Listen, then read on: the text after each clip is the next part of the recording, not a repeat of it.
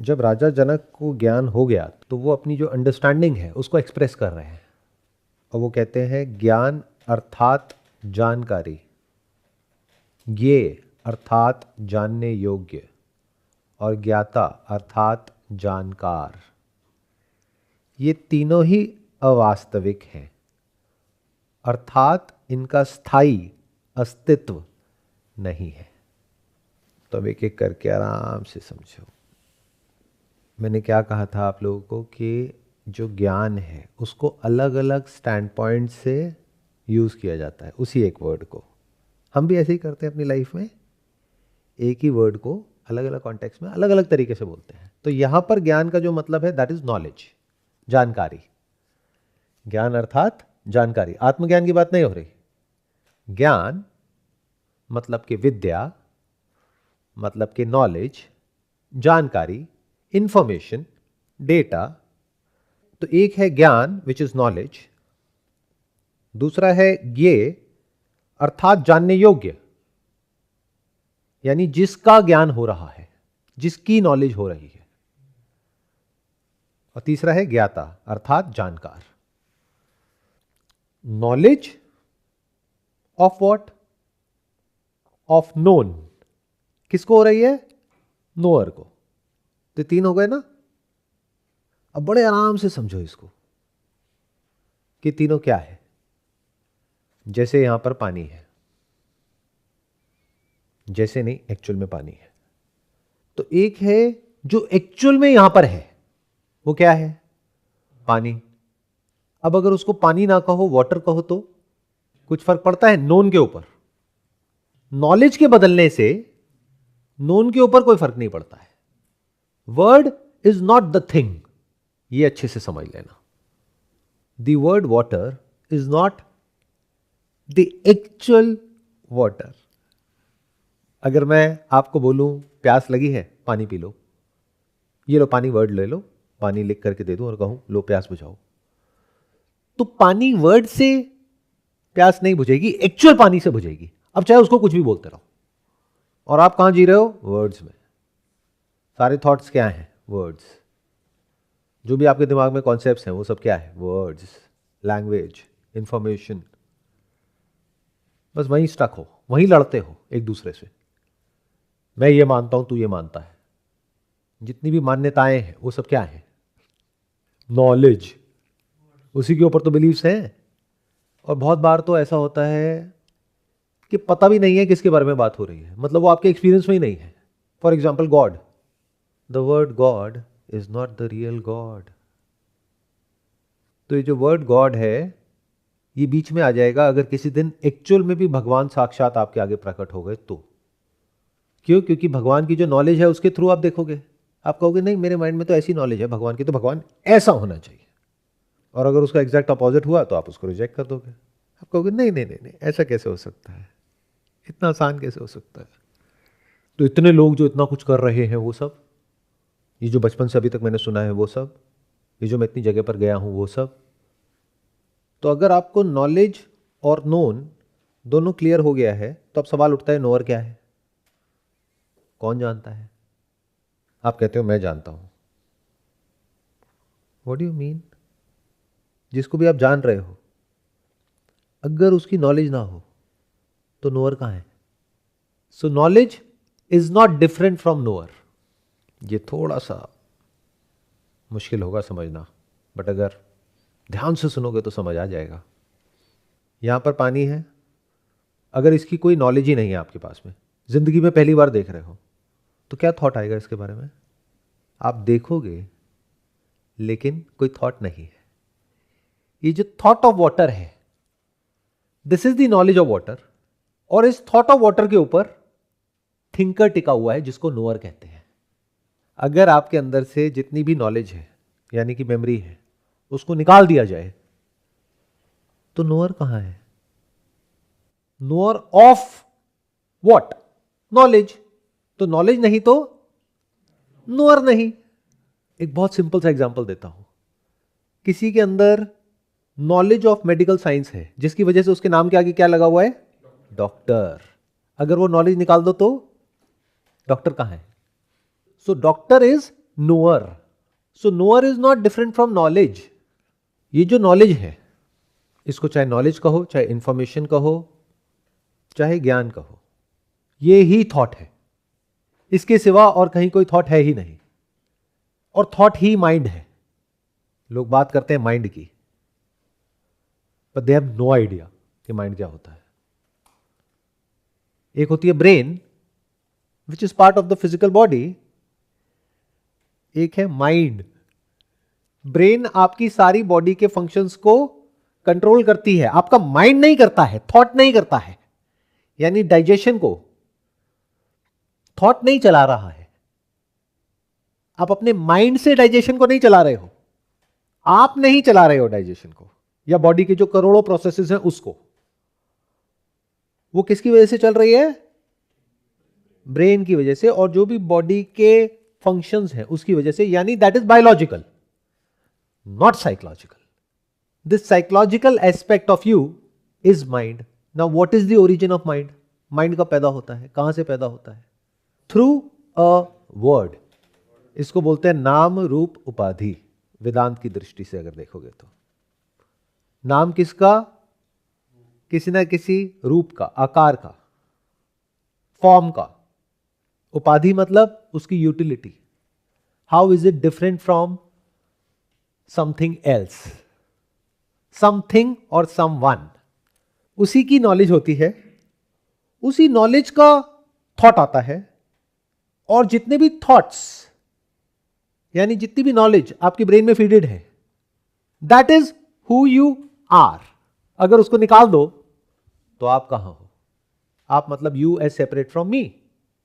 सोचो, दिमाग लगाओ. ये उससे अलग है जो बाहर की दुनिया में होता है. वहां पर इतना आगे तक कोई नहीं जाता है. जैसे आपकी घर की छत पर बहुत सारे कबूतर हैं. जब उनको देखते हो तो क्या उनमें कोई फर्क है आपके स्टैंड पॉइंट से? ऐसे ही ये जो हमारी बॉडीज है, ये दिखने में अलग अलग है, but fundamentally it is not similar, it is same. जैसे दो रोबोट दिखने में अलग अलग हैं, लेकिन उसी मटेरियल के बने हैं. जैसे दो कबूतर आपकी घर की छत पे दिखने में अलग हैं, बट हैं तो सेम ही. और ये बात मेडिकल साइंस को पता है. कहने के लिए मेरा तेरा है, बट डॉक्टर के लिए ये सब नहीं होता है. डॉक्टर के लिए तो आप एक बॉडी हो जिसके ऊपर वो ऑपरेट करेगा. कैसे? जैसे बॉडी के ऊपर ऑपरेट करना सीखा. किसकी बॉडी पे? किसी की भी हो, उससे क्या फर्क पड़ता है? तो आप जिसको भी मैं कहते हो, यानी कि थिंकर, डूअर, वो क्या है अगर एक थॉट नहीं है तो? Bundle of thoughts put together, this is you. और थॉट क्या है ही नहीं. Thought is not the real thing. यही बात तो यहां पर करी जा रही है. ज्ञान अर्थात जानकारी. तो जो भी जानकारी आपको है खुद के बारे में, यानी खुद का एक नाम पड़ा हुआ है माइंड में, इस दुनिया की जानकारी है. और सबके अंदर अलग अलग तरह की जानकारी है. वही तो आप हो. उसी नॉलेज के बेस पे तो बोलते हो मैं ये हूं, मैं वो हूं. उसको निकाल दो तो आप क्या हो? आप में और एक जानवर में क्या फर्क है? तो बड़े ध्यान से सुनना और समझने की कोशिश करना.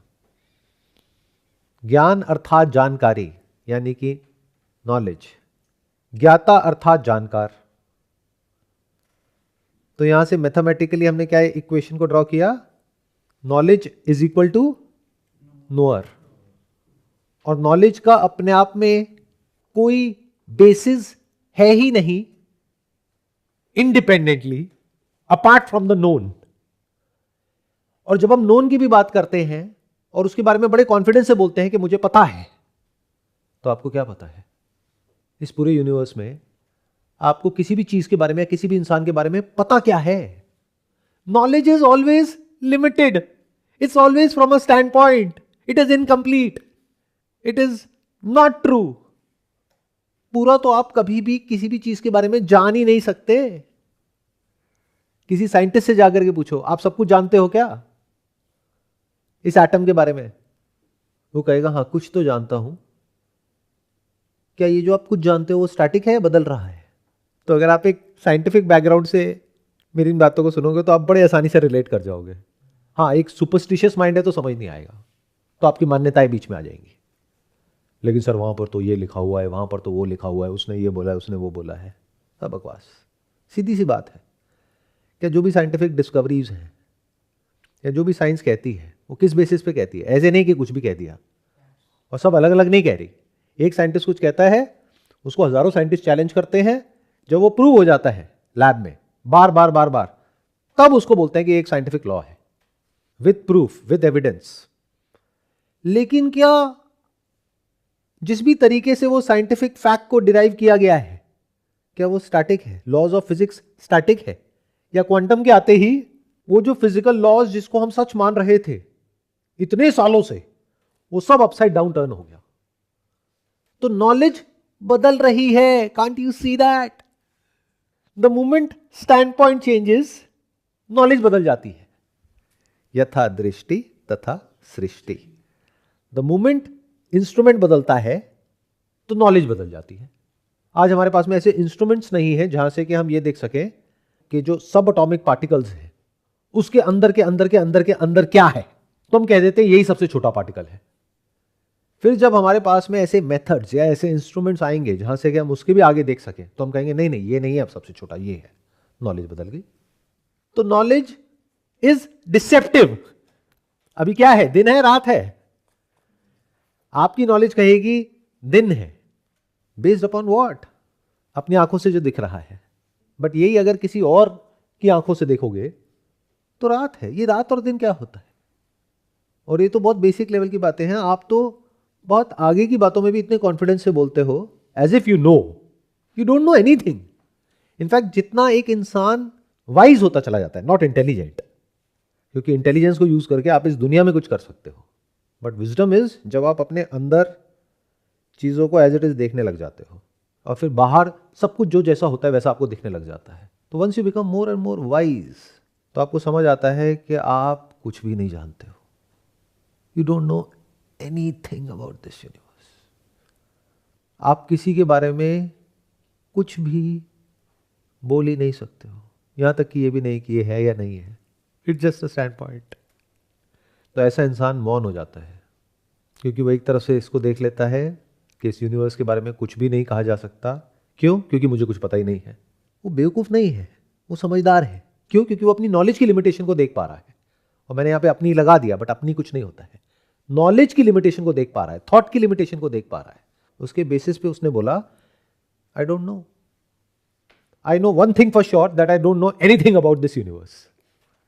दूसरी तरफ से जो जानने लायक है, यानी जो सबका सोर्स है, वो उसने रियलाइज कर लिया कि वो मैं ही हूं, और उस स्तर पे भी बोलने को कहने को कुछ भी नहीं है, इसलिए वो मौन हो गया है। एक मौन होता है जो जबरदस्ती लोग करते हैं।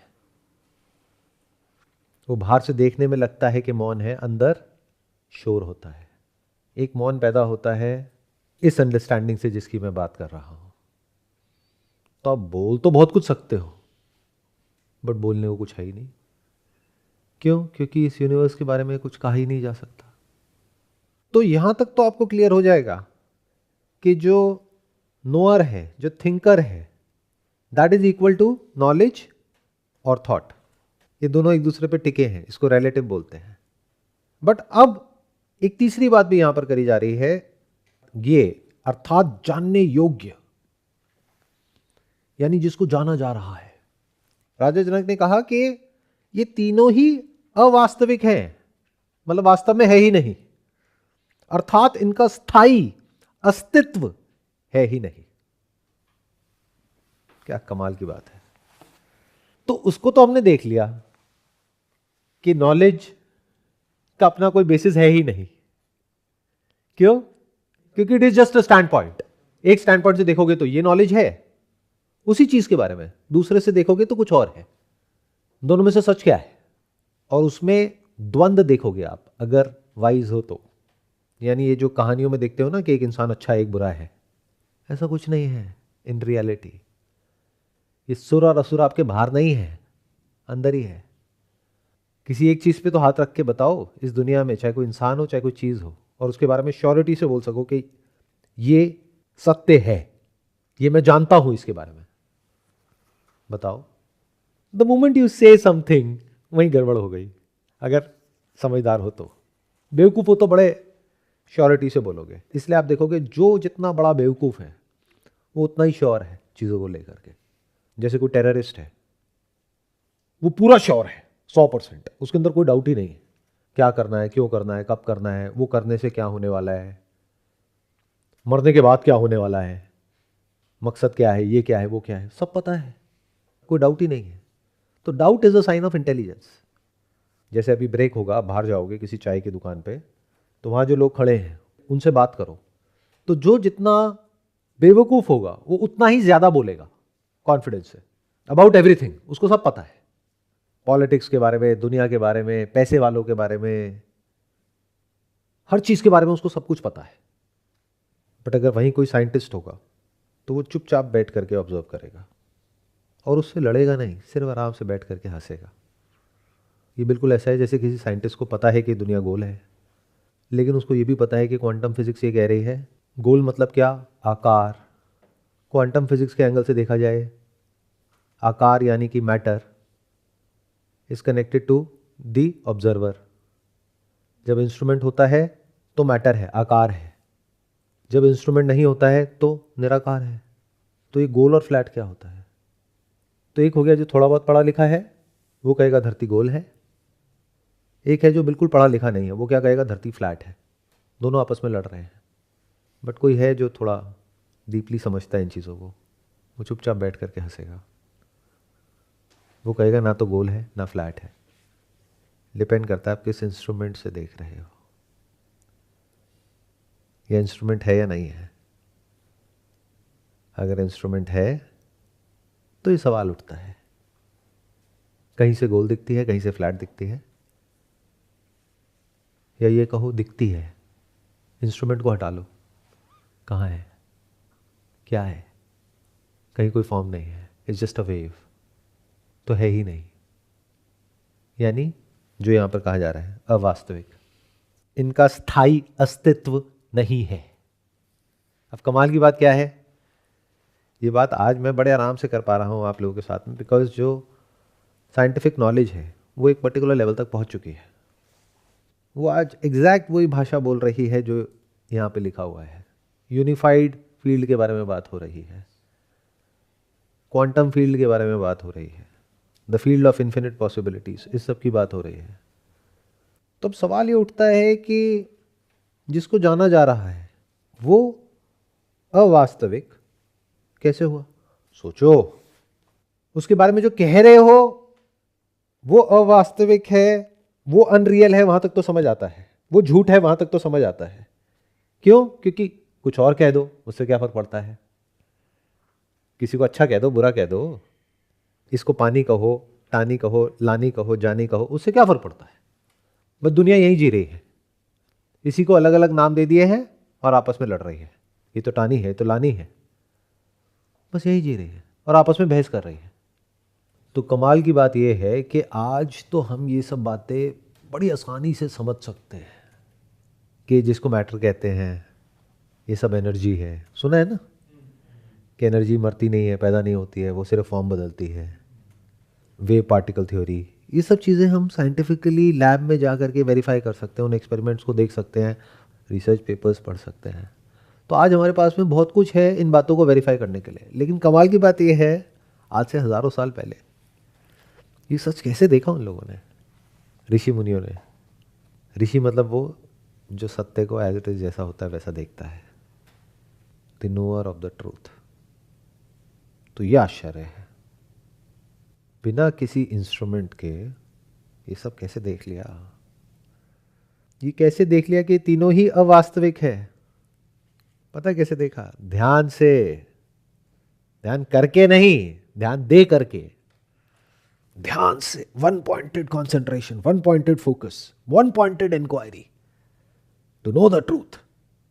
फिर वो जो सत्य होता है वो खुद को रिवील करता है। आज आप लोगों के साथ में क्या प्रॉब्लम है? टूल्स बहुत ज्यादा हैं। आज से हजारों साल पहले जो टूल्स थे इस दुनिया को समझने के लिए या सत्य तक पहुंचने के लिए, वो ना के बराबर थे। फिर भी वो लोग पहुंच गए through one pointed focus and concentration.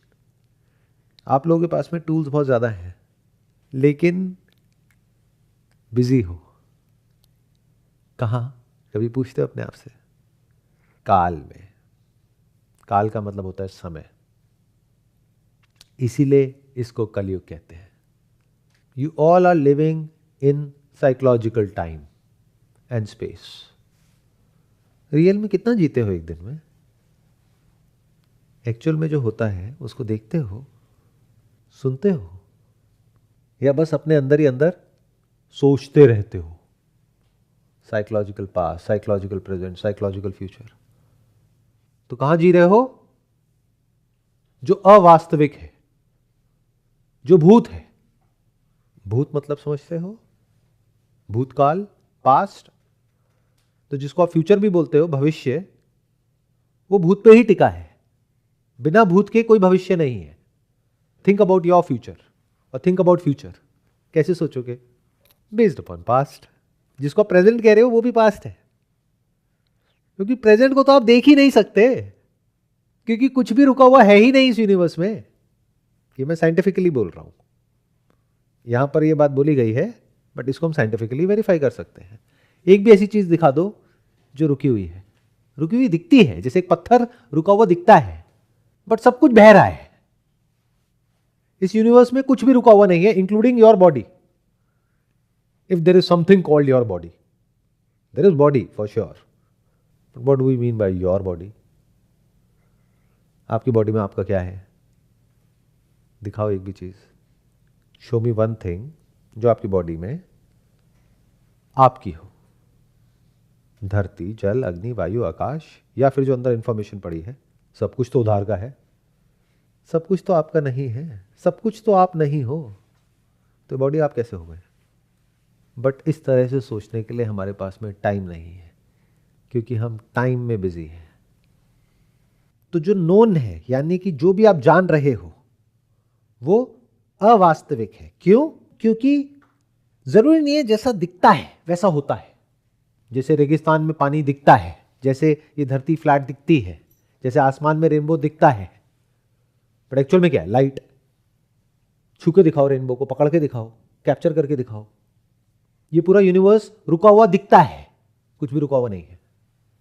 अब आप कहोगे सर नहीं, पत्थर तो रुका हुआ है। नहीं है रुका हुआ। ये प्लेनेट तक रुका हुआ नहीं है, ये भी घूम रहा है, ऐसे भी घूम रहा है और ऐसे भी घूम रहा है। सब कुछ ही घूम रहा है, सब कुछ ही चल रहा है। रुका हुआ क्या है?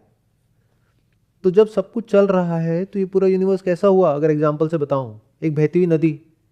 तो एक बहती हुई नदी में जब तक आपने लहर को देख करके बोला, यानी उस लहर की नॉलेज जिसके बेस पे नोअर टिका हुआ है और वो नॉलेज टिकी हुई है, अरे वो लहर तो है ही नहीं। जब तक आपने उसको देखा तब तक तो बह चुकी है। पहले देखते हो, फिर उसकी फॉर्म बनती है अंदर, फिर बोलते हो। उस बोलने को नॉलेज कहते हैं। या तो मेमोरी से रिकॉल करते हो, या उसको एक नया नाम देते हो, उसको थॉट बोलते हैं।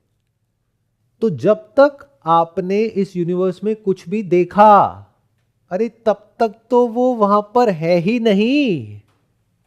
नंबर वन तो वो वैसा नहीं है जैसा दिख रहा है, क्योंकि अगर इंस्ट्रूमेंट बदलोगे तो जो दिख रहा है वो बदल जाएगा। दृष्टि बदलोगे तो दृश्य बदल जाएगा। आंखों के आगे टेलीस्कोप लगा लो, माइक्रोस्कोप लगा लो, तो सच क्या है? जो माइक्रोस्कोप से दिख रहा है या इन आंखों से दिख रहा है या किसी जानवर की आंखों से दिख रहा है? It's just a stand point. तो सत्य कैसे हुआ? वो वास्तविक कैसे हुआ? जैसे मोबाइल में एक पूरी की पूरी दुनिया है, क्या वो वास्तविक है कि एक्चुअल में है? जाओ अंदर घुस के दिखाओ। जैसे पहले के जमाने में होता था, घर में टीवी आते थे नए नए, तो लोग पीछे जाके देखते थे टीवी के कि अंदर कोई है क्या। तो अंदर तो कोई है ही नहीं, तो हम क्या कहते हैं? वो वास्तविक नहीं है। क्यों? क्योंकि एक मीडियम के थ्रू उसको देख रहे हैं। इसको बोलते हैं परोक्ष ज्ञान, प्रत्यक्ष और अपरोक्ष। अपरोक्ष अनुभूति को बोलते हैं आत्मबोध। मतलब कि जो किसी मीडियम के थ्रू नहीं होता है, किसी इंस्ट्रूमेंट के थ्रू नहीं होता, एज इट इज होता है। तो ये जो विश्व जिसकी नॉलेज है, नॉलेज किसकी? जो दिख रहा है, सुनाई दे रहा है, जो फील हो रहा है, टच हो रहा है, एक्सपीरियंस हो रहा है, उसी की तो नॉलेज है, उसी की तो इंफॉर्मेशन है। और जो नॉलेज है और इंफॉर्मेशन है that is like Chinese whisper, होती कुछ है बन कुछ और जाती है। किसी को कुछ ज्ञान हुआ आज से हजारों साल पहले, उसने कुछ बोला बट अब वो कुछ और ही बन गया है। तो जो भी दृश्य है दैट इज कनेक्टेड टू दृष्टि, और जो ज्ञान है और ज्ञाता है that is one and the same thing. ज्ञान इज ऑलवेज ऑफ दृश्य। अब वो दृश्य चाहे आंखों के थ्रू हो, चाहे कानों के थ्रू हो, चाहे किसी भी सेंसेस के थ्रू हो, वो क्या है? ऑब्जेक्ट ऑफ कॉन्शियसनेस, जिसको एक्सपीरियंस कहते हैं। सेंसेस के थ्रू जो होता है या किसी भी मीडियम के थ्रू होता है, उसकी नॉलेज होती है। जैसे इंस्ट्रूमेंट बदलते हैं तो जिसको जाना जा रहा है वो बदल जाता है। That is point number 1। Point number 2, जिसको जान रहे हैं और कह रहे हैं कि ये यहां पर है, वो वहां पर है ही नहीं, क्योंकि जब तक आपने उसको जाना, जानने के लिए बीच में स्पेस तो होना जरूरी है ना। बिना स्पेस के कैसे जानोगे? अगर आपको जानना है कि इस कमरे में क्या है, तो आपकी आंखों के बीच में और जिसको आप जानना चाहते हो, मान लो इस बुक को जानना चाहते हो, तो उसके बीच में स्पेस होना चाहिए ना। अगर बिल्कुल ही चिपका दोगे तो कैसे जानोगे? पढ़ के दिखाओ, नहीं पढ़ पाओगे ना। तो जानने के लिए स्पेस होना चाहिए। That means what? कि लाइट को उस ऑब्जेक्ट से लेकर के आपकी आंखों के थ्रू ब्रेन तक जब वो सिग्नल पहुंचता है, तो लाइट की अपनी एक स्पीड है, साउंड की अपनी एक स्पीड है, उसको ट्रैवल करने में टाइम लगेगा। तो जब तक आपने उसको देखा या सुना, तब तक तो वो वहां पर है ही नहीं, वो बदल चुका है, वो मर चुका है। तो आप मरे हुए को देख रहे हो, इसलिए उसको भूत बोलते हैं। Knowledge is always of the past, knowledge can't be of the present. तो सवाल उठता है प्रेजेंट क्या है? You are the present. आपके क्वेश्चंस क्या होते हैं? Sir how to live in the present moment. अरे आप ही वर्तमान हो। जो ज्ञान हो रहा है वो भूत का हो रहा है, वो पास्ट का हो रहा है, लेकिन जब हो रहा है, जिसमें हो रहा है, वो वर्तमान है। तो इसलिए कहा जा रहा है कि तीनों ही अवास्तविक है। इसीलिए इस जगत को मिथ्या बोलते हैं। कहा गया है ना, ब्रह्म सत्यम जगत मिथ्या। इसका मतलब यह नहीं कि वो है नहीं, इसका मतलब यह कि उसकी इंडिपेंडेंट कोई एग्जिस्टेंस नहीं है, अपने आप में कोई सत्ता नहीं है, कोई अस्तित्व नहीं है। यही बात यहां पे कही जा रही है। अर्थात इनका स्थायी अस्तित्व नहीं है। साइंटिफिकली ऐसे बहुत सारे लॉज हैं, जिसको आप स्टडी करोगे तो आपको ये बात समझ आ जाएगी कि आप एक एटम के बारे में एक ही चीज एक टाइम पे बोल सकते हो। या तो आप बता सकते हो कि उसकी पोजीशन क्या है स्पेस में, या बता सकते हो उसका मोशन क्या है। दोनों एक साथ नहीं बता सकते। इसका मतलब क्या? इस यूनिवर्स में किसी भी चीज के बारे में कुछ भी नहीं कहा जा सकता। तो हम एक्चुअल में जो होता है उसको तो देखते ही नहीं है, हम तो परछाइयों को देखते हैं। परछाई मतलब क्या? भूत। सारा ज्ञान किसका? भूतों का। थिंकिंग किसके बेस पे? भूतों के बेस पे।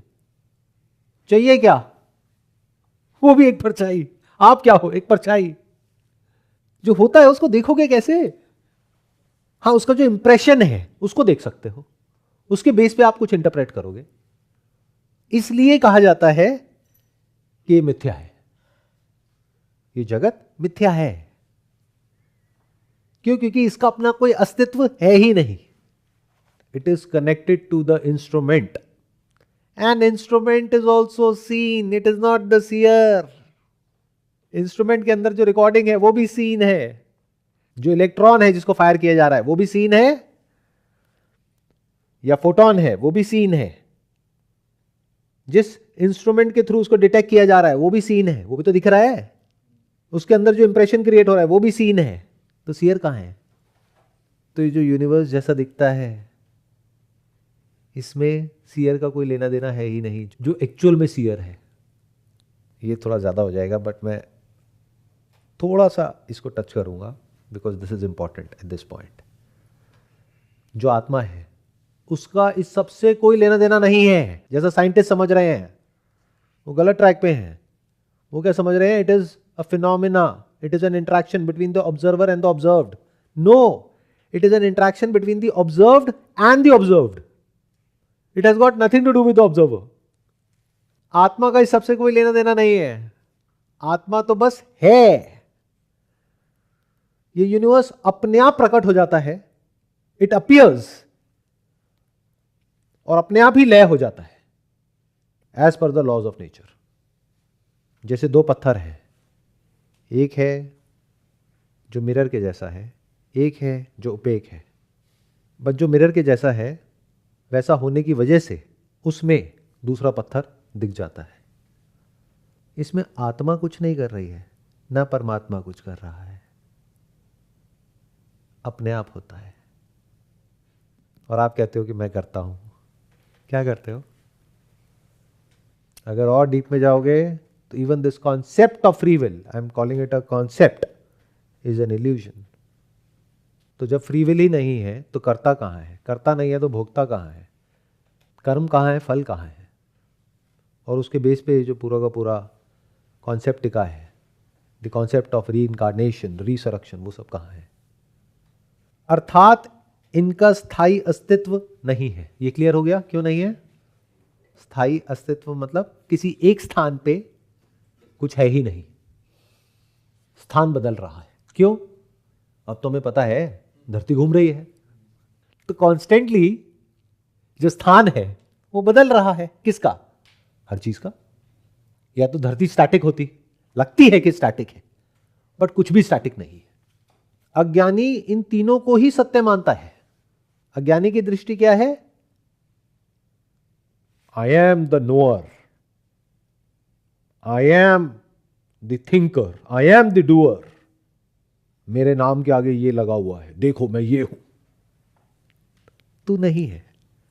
वो नॉलेज अंदर फीडेड है. किसी और के अंदर फीड हो जाएगी तो उसके नाम के आगे वो लग जाएगा. बस इतना ही है. अज्ञानी इन तीनों को ही सत्य मानता है, मतलब इस जगत को भी सत्य मानता है, खुद को भी सत्य मानता है. जगत क्या है? नोन. वो खुद क्या है? नोअर. और जो नॉलेज है इस जगत की उसको भी सत्य मानता है. किताब में लिखा है तो सत्य ही होगा ना. अरे किताब भी तो किसी ने लिखी है, और जो भी लिखा है, मैं कह रहा हूं सत्य भी लिखा है, तब भी वो झूठ है, क्योंकि word is not the thing. Sugar के बारे में जो भी कुछ लिखा है कहीं पर भी, अगर आपने कभी शुगर को टेस्ट ही नहीं किया है तो वो भी तो झूठ ही हो गया. क्योंकि उसको समझोगे कैसे? जो भी आपकी पास्ट नॉलेज पड़ी है उसी के बेस पे तो समझोगे, उसको उससे रिलेट करके. तो जो भी आपको समझ आए वो सब गलत है, क्योंकि आपके पास में शुगर का एक्सपीरियंस ही नहीं है. अगर प्रायर एक्सपीरियंस होता फिर आप उस नॉलेज को एक्वायर करते तो कुछ समझ आता ना. तो जो भी बातें हो रही हैं दुनिया में, आत्मा की, परमात्मा की, ब्रह्मन की, वो सब सिर्फ बातें हैं. क्योंकि विदाउट एन एक्सपीरियंस जो भी आप उसके बारे में सोच रहे हो वही आपको रोक रहा है उसको देखने से. यानी जो भी आप आत्मा के बारे में मानते हो, परमात्मा के बारे में मानते हो, बचपन से आज तक करते आए हो, सुना है, पढ़ा है, वही तो रोक रहा है. नहीं तो वो तो यही है, अभी है. ऐसी कोई जगह नहीं है जहां पर वो नहीं है. एक बुलबुला पानी को ढूंढ रहा है, या एक मछली पानी को ढूंढ रही है. अरे पानी से अलग हुए कब? ये तो बता दो.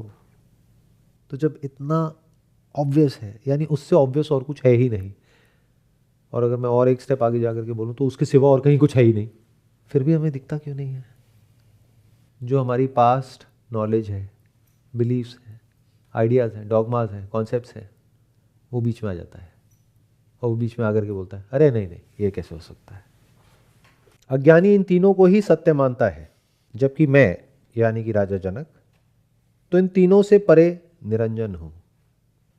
निरंजन मतलब जिसमें किसी भी तरह की कोई भी मिलावट नहीं है, जिसमें किसी भी तरह का कोई भी विकार नहीं है, किसी भी तरह का कोई भी कंफ्यूजन नहीं है,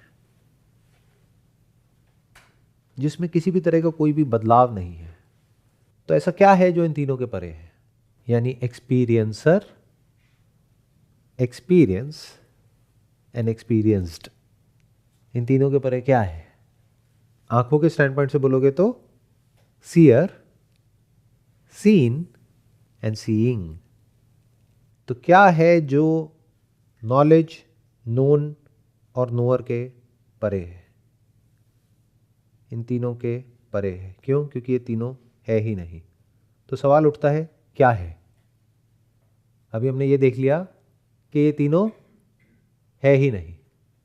इन अदर वर्ड्स, जो नॉलेज है और जो नोअर है वो क्या है? असत्य है या मिथ्या है? असत्य है, मिथ्या नहीं है। और जो नोन है यानी कि ये जगत, क्या ये असत्य है या ये मिथ्या है? मिथ्या। दोनों में फर्क देख पा रहे हो? इसके बीच के फर्क को नहीं समझ पाए तो कंफ्यूज हो जाओगे। मिथ्या मतलब क्या? जो दिखता तो है बट होता नहीं है। जैसे एक मूवी दिखती है, होती नहीं है। अब उसकी वजह से आप खुश हो रहे हो, परेशान हो रहे हो, दैट डिपेंड्स अपॉन कि अंदर क्या इंफॉर्मेशन फीडेड है। किसी को मूवी अच्छी लगेगी, किसी को बेकार लगेगी, कोई उसको देख करके हंसेगा, कोई रोएगा। तो असत्य और मिथ्या के परे क्या है? वो सत्य है। यानी जो भूत है और भविष्य है वो किस पर टिका है? वर्तमान। वर्तमान मतलब जो होता है। कब होता है? हमेशा होता है।